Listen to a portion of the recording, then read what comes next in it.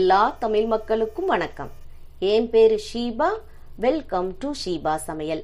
இன்னைக்கு நம்ம வீட்டு சமையல்ல சம்மருக்கு டேஸ்டியான மாங்காய் குச்சி ஐஸ் தான் செய்ய போறோம். மாங்காய் குச்சி ஐஸ் பண்ணுறதுக்கு மாங்காவை தோல் சீவிட்டு குட்டி குட்டி பீசஸாக கட் பண்ணி மிக்சி ஜாரில் சேர்த்துக்கோங்க. ரொம்ப புளிப்புள்ள மாங்காய் நம்ம எடுக்க வேண்டாம். இப்போ இதில் ஒரு 10-12 ஃப்ரெஷ்ஷாக இருக்கிற புதினா தலைகள் சேர்த்துக்கோங்க. அது கூட ஒரு அரை கப் அளவுக்கு சர்க்கரை சேர்த்துக்கோங்க. மாங்காவுடைய டேஸ்ட்டை பொறுத்து சர்க்கரையினுடைய அளவை கூட்டி குறைச்சி சேர்த்துக்கிடலாம். ஒரு அரை ஸ்பூன் அளவுக்கு உப்பு சேர்த்துக்கோங்க. உப்பை மிஸ் பண்ணாமல் சேர்த்தாதான் அதனுடைய டேஸ்ட்டை பேலன்ஸ் பண்ணி கொடுக்கும். இப்போ இது கூடயே மாங்காய் எசன்ஸ் சேர்த்துக்கிடலாம். அப்படி இல்லைன்னா மாம்பழத்தினுடைய ஜூஸ் எசன்ஸ் இருக்கும் இல்லையா, அதை சேர்த்துக்கிட்டிங்கன்னா ரொம்ப மணமாகவும் சுவையாகவும் இருக்கும்.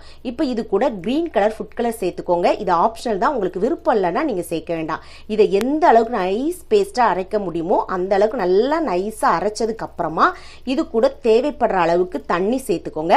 தண்ணி சேர்த்துட்டு திரும்ப ஒரு முறை இதை நல்லா அடித்து எடுத்துட்டு வந்துடுங்க. இப்போ இதை நம்ம வடிகட்ட போகிறோம். வடிகட்டும் போச்சில் நல்ல பொடி கண்ணுள்ள ஜல்லடையாக பார்த்து வடிகட்டிக்கோங்க. அப்படி இல்லைன்னா ஒரு காட்டன் துணியை வச்சு நீங்கள் வடிகட்டிக்கிட்டீங்க அப்படின்னா அந்த ஐஸை சாப்பிடும் போச்சில் நல்ல சாஃப்ட் அண்ட் டேஸ்டியாக இருக்கும்.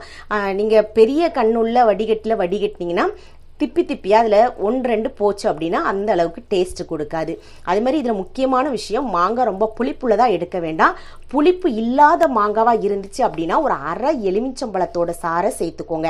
அதுமாதிரி ஃபுட் கலர் உங்களுடைய விருப்பம், அது விருப்பம் இல்லைன்னா நீங்கள் சேர்க்க வேண்டாம்.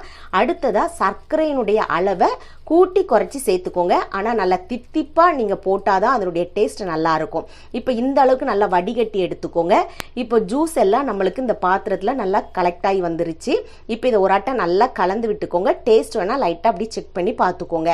இப்போ நம்ம வீட்டில் உள்ள டம்ளர் அப்படி இல்லைன்னா பேப்பர் கப், அதாவது யூஸ் அண்ட் த்ரோ கப்பு இருக்கும் இல்லையா, அது அப்படி இல்லைன்னா ஐஸ் மோல்டு எதுலனாலும் நம்ம இதில் ஊற்றி வச்சு ஃப்ரீஸ் பண்ணி எடுத்துக்கிடலாம். ஆனால் நான் சொல்லுவேன், இதை மாதிரி மோல்டு வாங்கி நீங்கள் யூஸ் பண்ணிங்கன்னா ரொம்ப யூஸ்ஃபுல்லாக இருக்கும். நம்ம சம்மர் அப்பெல்லாம் இதில் விதவிதமாக நம்ம ஐஸ் செஞ்சுக்கிடலாம். நம்ம சேனலே தேங்காய் வச்சு நான் குச்சி ஐஸ் போட்டிருக்கிறேன், வாட்டர் மெலானில் குச்சி ஐஸ் போட்டிருக்கிறேன். வேணும்னா அந்த லிங்கை நான் டிஸ்கிரிப்ஷன் பாக்ஸில் கொடுக்குறேன், பார்க்காதவங்க போய் செக் பண்ணி பார்த்துக்கோங்க. இப்போ நம்ம இதில் மூடி போட்டு மூடிட்டு நம்ம இதை ஃப்ரீஸ் பண்ணிட வேண்டிதான். நீங்கள் டம்ளரில் செஞ்சிங்கன்னா இது மாதிரி ஒரு கவர் போட்டுட்டு சென்டரில் அந்த ஐஸ் குச்சை வச்சுக்கோங்க. அப்போ தான் நம்மளுக்கு அந்த ஐஸ் குச்சி ஆடாமல் இருக்கும். இப்போ இதை நீங்கள் பழங்களோ காய்கறிகளோ வைக்கிற இடத்துல வைக்கக்கூடாது, ஃப்ரீசரில் தான் கண்டிப்பாக வைக்கணும். நைட் ஃபுல்லாக இதை வச்சுட்டு நீங்கள் அதுக்கப்புறமா எடுத்துக்கோங்க. எந்த அளவுக்கு சூப்பராக வந்திருக்கு பாருங்கள், குச்சி செம்மையாக இருக்குல்ல. இது நீங்கள் உடனே எடுத்தீங்கன்னா வராது. ஒரு 30 செகண்ட் போல் தண்ணிக்குள்ளே லைட்டாக அப்படி ஷேக் பண்ணி எடுத்துக்கோங்க. ரொம்ப நேரம் வச்சிங்கன்னா அந்த ஐஸ் ரொம்ப உருகிரும். கொஞ்ச நேரம் லைட்டாக இதை மாதிரி ஒரு 10-12 திருப்பு ஷேக் பண்ணி எடுத்துட்டு அதுக்கப்புறம் நீங்கள் எடுத்தீங்கன்னா சூப்பரான மாங்காய் குச்சி ஐஸ் ரெடி ஆயிருச்சு பாருங்க. இதை வீட்டில் நீங்கள் ஒரு முறை செஞ்சீங்க அப்படின்னா திரும்ப திரும்ப செய்ய சொல்லி கேட்பாங்க. அந்த அளவுக்கு டேஸ்ட் ரொம்பவே நல்லா இருக்கும். அது மட்டும் இல்லை, இந்த மாங்காய் சீசனில் தான் இதெல்லாம் நம்ம செஞ்சு சாப்பிட முடியும். வீட்டில் கண்டிப்பாக உங்கள் வீட்டில் உள்ளவங்களுக்கு நீங்கள் செஞ்சு கொடுத்து பாருங்கள். எல்லாருமே என்ஜாய் பண்ணி சாப்பிடுவாங்க. கண்டிப்பாக செஞ்சு பாருங்கள்.